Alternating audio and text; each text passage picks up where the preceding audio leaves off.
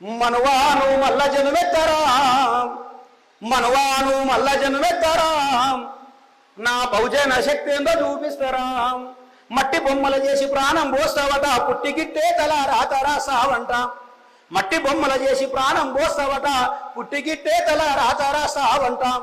అవు వయ్య లేకుండా అట్టెట్ల కొడతారు, మణిబట్టల కొరక మెడబట్టి కొరికేస్తా మనవా.